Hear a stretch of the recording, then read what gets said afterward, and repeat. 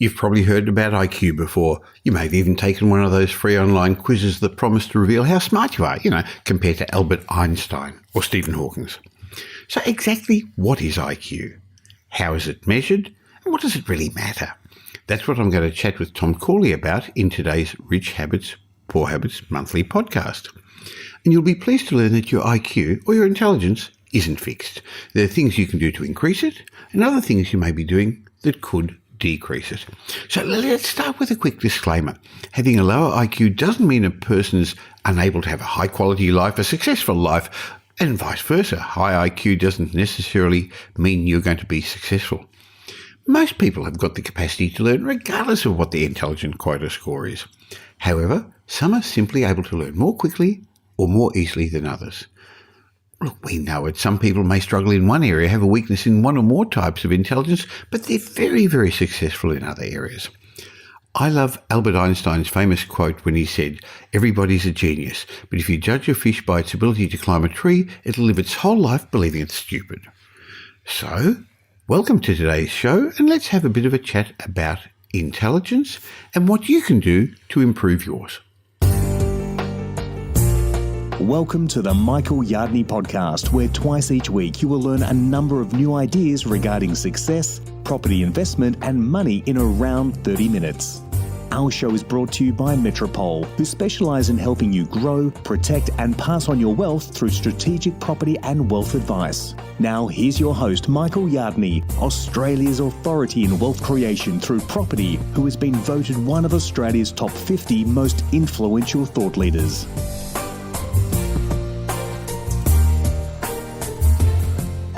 Contrary to what you may have been taught, your IQ is not fixed. Believe it or not, it can increase or decrease during your lifetime.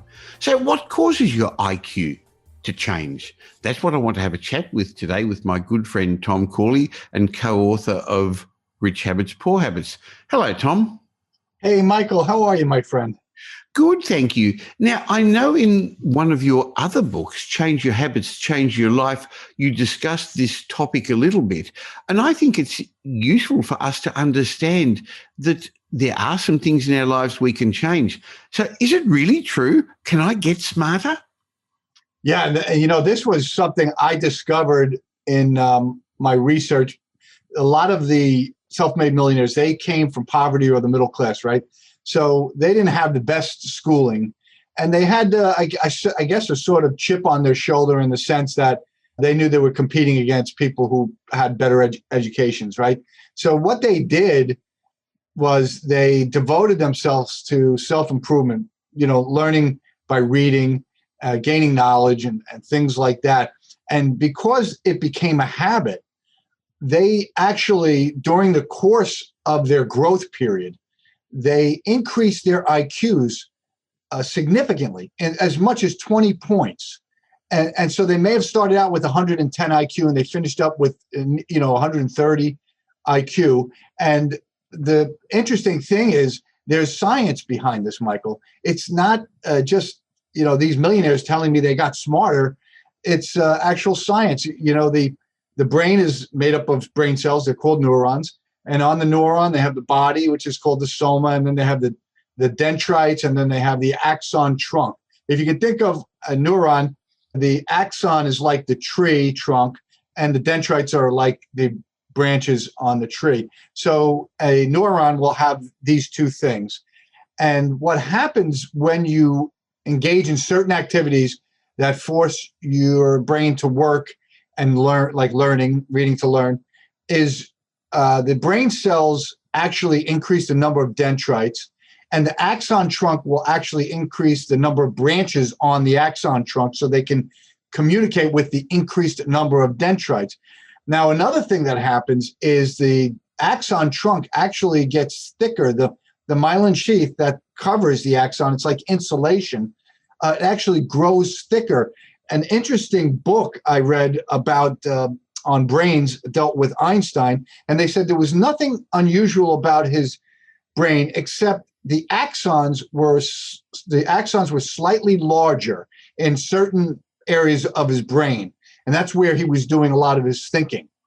Well, let's go back a step. What is IQ? By the way, Tom, I've actually never bothered to have an IQ test. Some people tell me I'm intelligent. Some think I'm dumb. So it's not really a competition with other people, how you compare. We don't want to do it that way. But if we want to improve, we'll talk in a minute about how to improve our IQ. But what is it? What is IQ? The best way to describe an IQ is your ability to see things that other people can't see. Now, it might be relationships. It might be two things that you're looking at, and some people might say, I don't understand how they're related, and you might see exactly how they're related. It could be data points. You could look at a couple of data points, and you could see a relationship there. It's basically your brain is telling you, because of your higher IQ, that there's more out there that you're able to see in your environment that other people are not able to see. And the only reason you're able to see it is because you have a higher IQ. Well, it stands for intelligence quota, of course. So it's really a measure of your reasoning ability. And it's meant to gauge how you can use information and logic to answer questions or make predictions. And so it's a score. And I guess you've got to do an IQ test if you really want to know. Now, we know IQ is not the only thing. There's also emotional quotients and other things as well. But if we're talking about intelligence and how smart you are, I think everyone's born with a baseline. So how do you improve your baseline, Tom? Yeah, so there's certain activities which grow your IQ. One of them is kind of counterintuitive because you'd think it has nothing to do with thinking. It's exercise, particularly aerobic exercise. Now, also these high impact training routines that you see, that's very popular now. They actually increase the production of BDNF, which is a hormone, a protein that flows into the brain, and the brain uses that to nourish and grow the axon and the dendrite branches. So this BDNF, this really is like putting your brain on steroids in a sense. So exercise gets you there, particularly the high impact training exercise. Also, aerobic exercise feeds your body, your blood, with more oxygen. You just are taking in significantly more oxygen into your bloodstream. Well, that oxygen flows through into the brain, and the brain cells now need that oxygen. They use that oxygen to convert the glucose and the ketones into ATP, which is fuel for the brain. So the more oxygen you have, the more brain fuel you can create. And of course, the more efficient your brain will be functioning. Now, of course, we've probably got to give a disclaimer saying being intelligent doesn't mean you're going to be successful. And just because you may be not as intelligent to have as high an IQ as somebody else doesn't mean you're going to fail. But it would be nice to have a V8 or a V12 engine rather than a six-cylinder engine if you've got a choice, Tom. Yeah, and so on that point, how do you go from a V8 to a V4?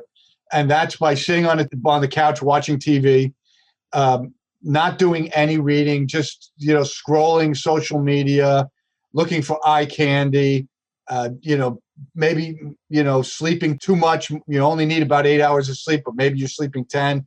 Well, if you're inactive and you have a slothful way about your life, you're going to actually decrease the size of your brain cells and the axon trunks and the number of dendrites, which is the consequence of that is a lower IQ. Well, I think one of the things that should come out of our many discussions over the years to our listeners and readers of our blogs is that success is a process. It's not an event. It takes time. It builds up. And that we all have rich habits, things that encourage us to move towards our goals, and we have poor habits that hold us back. Hey, Tom, that's a really good name for a book, isn't it? Rich Habits, Poor Habits. I wonder if somebody's thought of that. And so I know that you've done a lot of study on that. So one of the habits that makes you more intelligent is exercise. Before I ask you for some of the others, I think we should also give a disclaimer. Clearly, exercise isn't the only habit, because while I've been a little bit more into exercise over the last year, maybe brought about by COVID, it hasn't been one of the features of my life that has made me, I think, a little bit more intelligent than I used to be. So what are the other habits I could do if I'm saying, no, I don't want to do the exercise? Yeah, well, learning in general. Now, there's different types of ways you can learn. It's auditory learning. There's kinetic learning. That's actually physically doing something and learning while you're doing. There's, the tactile learning, which is reading. It's sort of taking in information through words. And then there's visual learning. I do a lot of my learning. In fact, I was just trying to figure out how to do something, and I went on YouTube, and voila, there's a video on how to drill a hole into a wall. I knew nothing about it because I'm a CPA. I'm not a construction worker, and so I looked at it. As soon as I saw it, I immediately learned. And anything you do that's going to help you learn. Also, if you have a skill, I have writing skills. I write every day. That's practice. And the reason I write an article every day is, some people say because I want to teach. That's part of it. But really, for me, it's practicing my writing skills. So I'm improving my ability to write, my skill set in writing, by writing every day. So that actually grows the neurons and the synapses and improves brain performance. Novelty, anything that's really new and different, it excites the brain. The brain loves novelty. So people who travel to different parts of the world, that's sort of a cousin of novelty. Well, you're learning different things while you're traveling. You're seeing different sights. You're consuming sensory information that your brain is processing, and then it's working its way into the neurons. And creative pursuits, doing anything creative, like taking up a painting as a new skill or a new creative skill. I didn't know I had any skills when it came to carpentry and construction work. And I found out last year when I built my Irish pub that I was damn good at it. And I probably would have made a great carpenter or construction worker. So I developed some new skill sets last year that are still valuable to me, and I still use them to this day. And I know that probably increased my IQ a bit just from learning those new skills. So really what we're saying is that your IQ isn't fixed. From what I've read, you can increase your IQ more easily when you're younger, and it's more likely to be fixed, difficult to change as you get older, Tom. Yeah, there's some truth to that, but they're finding out with the latest brain science, the neuroscience, that the hippocampus produces about 1,500 new brain cells every day. Most of those brain cells go unused.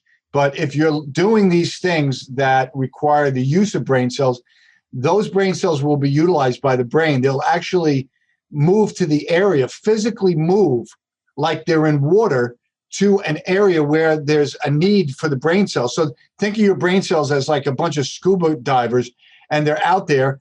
And if you need them, the brain needs them, those scuba divers are going to get a message, and they're going to swim over to the area of the brain where they're needed. So you said there's a few ways of increasing your IQ, and they don't all have to be difficult. As you said, learning an instrument, traveling, doing something new. So you can have fun while doing it. And you did hint a moment ago at some of the things you shouldn't be doing. So what are some of the things that hold back your IQ, or does it actually decrease if you do these things, Tom? Yeah, so of course, inactivity is, I call them time-wasting habits. Any time-wasting habits, inactivity, is going to actually decrease the size of brain cells. And it's going to shrink the axon trunk. It's going to shrink the dendrites. This pandemic, I think one of the things that I'm interested in is if somebody's going to do a study on people who were homebound, right? People who are stuck in their homes.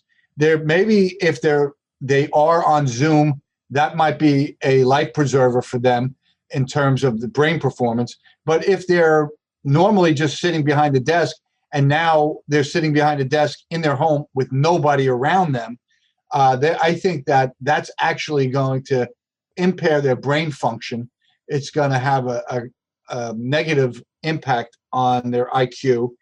So the other thing is not being open-minded, but being closed-minded, if that happens to be a personality trait of yours, it's really a habit. It's not more than a personality trait. If you forge the habit of being closed-minded, I know a lot of people that are like that, that means you're not going to be open to new ideas, new thinking.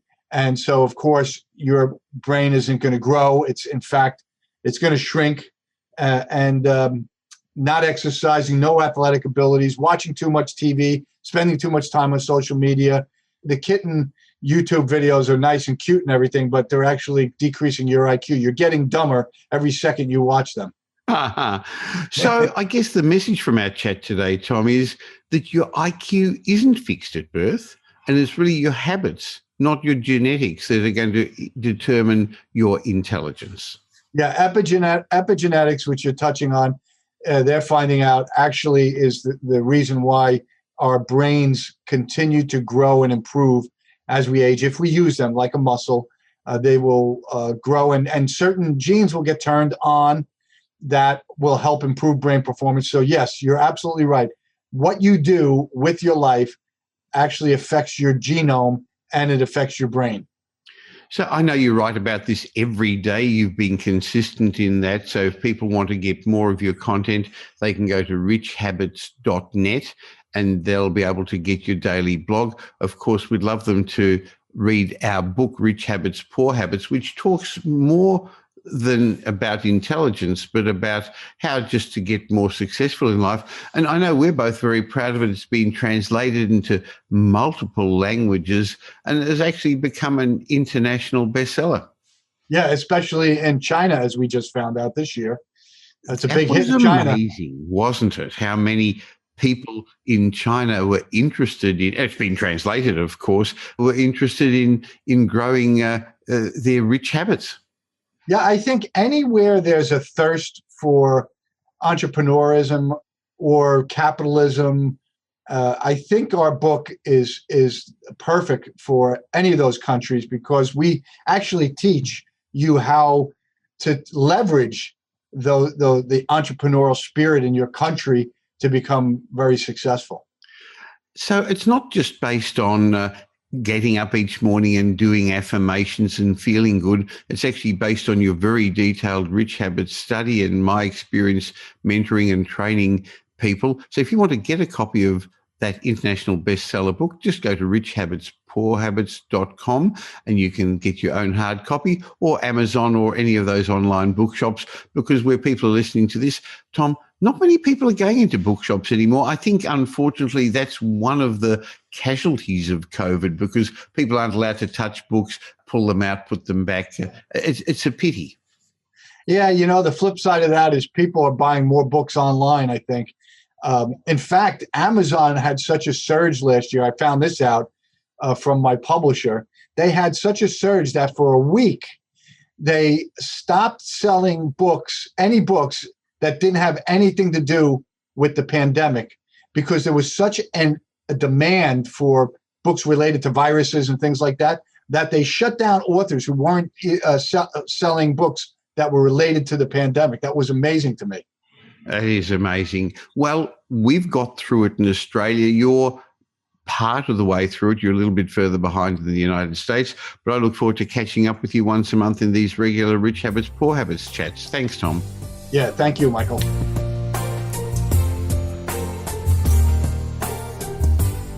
In a moment, I'm going to share with you my mindset message, but I hope you can see there's an underlying theme in this podcast, even though the basic concept is about property investment, success and money. The underlying theme is the psychology of success and your behaviours. That's why I enjoy my chats with Tom Corley and why I regularly share the mindset messages. I'm going to give you one in just a moment. But that's also the reason that when you choose our team at Metropole to give you direction, guidance, and above average results in your property investment, you're going to find we have a very holistic approach. We understand property investment and success is much more than just how many properties you've got, how much money you've got. So if you'd like to find out how you can get my team to help you achieve the sort of results that you want, go to metropole.com.au. It always starts with strategic property advice. getting a plan in place to help you become the person you plan to become, and that often involves finance and wealth advisory and financial planning, and of course would help you buy investment-grade properties, but we've got to understand where you want to head, and that's why it all starts with a plan. Go to metropole.com.au and find out why our clients are 7.3 times more likely to own 6 or more properties than the average investor. By the way, that's a audited result that we got last year. I'm very proud of those results. metropole.com.au. I look forward to being part of your ongoing wealth creation journey. Now here's Michael's mindset message. Remember, a change in your thinking will lead to a change in your life. I'd like to share some interesting facts with you. Did you know the first car was invented in Germany in 1886, when there were no proper roads, no petrol stations, and in fact it was against the law? But Carl Benz launched it anyway. Did you know amongst the 50 greatest pieces of music ever created, 6 belonged to Mozart, 5 to Beethoven and 3 to Bach? But in order to create those, Mozart apparently wrote over 600 songs, Beethoven over 650 and Bach well over 1,000. I also read that Thomas Edison had around 2,000 patents, yet only a handful would be recognised. And Albert Einstein published 248 scientific articles, yet only a few of them got recognised for his theory of relativity. I guess it shows that you don't always win, but every time you lose, you get stronger. The issue is that most people are scared to even try. They're waiting for the perfect moment, I don't know, to buy the next investment property or take that business opportunity or start a new relationship. I mean, no one likes approaching the bank for money and stepping outside their comfort zone if they want to start a business. No one likes rejection. No one wants the door slammed in their face. They don't want to see their efforts fall short. I know rejection's painful, but nothing is as painful as being stuck where you don't belong. If you want to get to the next level, start before you're ready. That's one of the messages I want to share with you today, because no one's going to do it for you. Your fear of looking stupid is in fact making you look stupid, because the only thing worse than inaction is seeing somebody dumber than you, less skilled than you, doing better than you. Look, let's be realistic. To get ahead in this world, in the real world, you're going to have to take action. So why is it that most people don't take action? Now, sometimes it's lack of knowledge, but more frequently it comes down to fear that's stopping them. It's stopping people living their dreams. However, I've found that successful people tend to act in spite of their fears. They've learned to harness their fears and use them to their advantage. You'll often hear me say, your thoughts lead to your feelings lead to your actions, and your actions lead to your results. It's something I learned many, many years ago when reading the book The Science of Getting Rich by Wallace Wattles. And T. Harv Ekers has renewed those thoughts in his great book, Secrets of the Millionaire Mind. Look, your thoughts lead to your feelings lead to your actions lead to your results. And the fact is, look, we all got lots of good ideas. We've got sufficient thoughts, we've got sufficient feelings. But the problem is, most people don't take action. As I was suggesting a moment ago, the culprit for most people is fear. And that's why to succeed in life, you've got to take action despite your fears. Now, some of the common fears I hear about when I mentor people in my 12-month Learn the Science of Becoming Wealthy mentorship program include, well, the common one with property, I guess, is the fear of debt. People are scared to take on debt. They don't understand how to manage their money properly. Of course, another one's the fear of ridicule. Look, you can't do much about what other people say, but you can control how you react to it. What other people think about you is really none of your business. Of course, a big one is the fear of failure. People are scared that what if I make an attempt at whatever and it doesn't work? I understand why people don't like that. No one likes to get it wrong. Interestingly, another fear a lot of people have is the fear of success. Surprisingly, this can be almost as paralysing as the fear of failure. And it sort of comes back to something called the imposter syndrome, or the fear of not being worthy. Many people fail to take action because they fear they don't deserve success or wealth. And this tends to stem from their financial programming that they received as children. And interestingly, these fears, even the fear of not being worthy, I see this amongst successful people as well as less successful people. So the key to success is not to let your fears scare you into inaction, but to use them to prepare you for action. In other words, you need courage. And if you think about it, you can only experience courage in the face of fear. Yet fear is our greatest obstacle to living happy, peaceful, powerful lives. So what is fear? I guess the true definition of fear is anticipation of pain. Since anticipation is based in the future, and the future only really exists in our imagination, fear doesn't really exist in reality. It only lives in our head. Therefore, it's our protective mind that prevents us from taking actions necessary to attain our dreams. You know, your mind's there to look after you, to protect you. It's like an over-worried mother, and it's constantly creating doom and gloom scenarios, trying to scare the heck out of you in the hope that you won't try anything new. Your mind doesn't like change, does it? And your protective mind's favourite word is, what if this happens? What if that happens? And even though none of these things have actually happened, and when you think about it, the chances of these things ever happening is unlikely, but this soap opera script continues to blare loudly in our head. Have you noticed most of the things you worry about never actually occur? But unfortunately, we tend to take this mind trick as gospel, and we have all these wonderful ideas of growth and opportunity, but we get bogged down by the uncertainty and the doubt. So it's important to recognise that our protective mind's not necessarily right. It's not necessary to believe it. Its agenda has nothing to do with making us happy or successful. Its job is to keep you in a place that's safe and secure and familiar. Unfortunately, many people just wait for their fears to subside before taking action. Now that's a big mistake. It's not necessary to get rid of your fears in order to act. The most effective strategy is to learn to tame your fears by acknowledging the feelings and then taking action anyway. Fear itself's really got no power over you. It's you alone, that can give fear its power. If you allow fear to stop you, it will. If you recognise that it's really just a protective part of your brain doing its job, sometimes a little too well, you can simply say to your mind, thank you for sharing, and then you just proceed with your actions.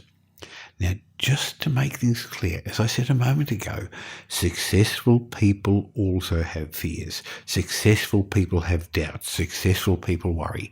Once a year, I get together with a small group of very successful business people, entrepreneurs and investors at Wealth Retreat.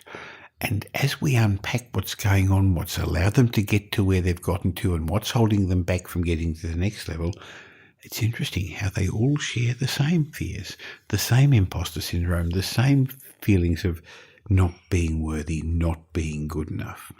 The only difference, though, between those who've succeeded and those who don't is that the successful people have acted in spite of their fears. They've acted in spite of their doubts. They've acted in spite of their worry. If they can, so can you. So ask yourself, what would I do if I absolutely knew I couldn't fail? That's a really good question. What would I do if I absolutely knew I couldn't fail? Because the answer to that is likely to give you a good indication of what you would do and who you would become if you lived your life based on what's in your heart, what's in your soul, what's in your desire, as opposed to what you fear. And what this means is that every time you're feeling uncomfortable, instead of retreating back into your comfort zone, pat yourself on the back and say, hey, this is great. I'm moving forward. I'm growing. Because when you become uncomfortable, that's what's happening. If you want to become a successful, whatever it is, property investor, business person, entrepreneur, if you want to truly become one of the wealthy, you're going to have to become comfortable with being uncomfortable. Well, I hope you got some benefit from today's show. And if you did, and my shows with Tom are always amongst the most downloaded ones, the Rich Habits, Poor Habits podcasts seem to be very popular. If you got some benefit and you know somebody else who'd get some benefit as well, why not tell them about the Michael Yardney podcast? Help me in my quest to make as many people as financially fluent as possible to help raise the standards around the world. Now, if you want to catch me in between these twice weekly shows, just look for me on social media, Michael Yardney, and you can, of course, join my private Facebook group. I mention it each week because that's where I leave some tips, some charts, some commentary that you won't get elsewhere. Just go to Facebook and look for the Property Update private Facebook group. I'll be back again real soon. In the meantime, have a great week. Make it a great week. Thanks for listening to this episode of the Michael Yardney podcast, which was brought to you by Metropole, who help their clients grow, protect, and pass on their wealth through strategic property and wealth advice. If you like what you heard and don't already subscribe, you'll find us on iTunes or on your favorite Android app as the Michael Yardney podcast. Watch out for our next show, which comes to you twice a week, and you'll learn some new ideas about property investment, success, and money in around 30 minutes. To get more of Michael's thoughts, go across to www.propertyupdate.com.au and sign up for his daily morning briefing, and you'll hear from not only Michael but a group of leading property success and money experts. And just a reminder that the information you heard in this show today is general educational advice and not specific investment advice, as we don't know your personal circumstances. If you're looking for specific advice, why not ask the team at Metropole to help you?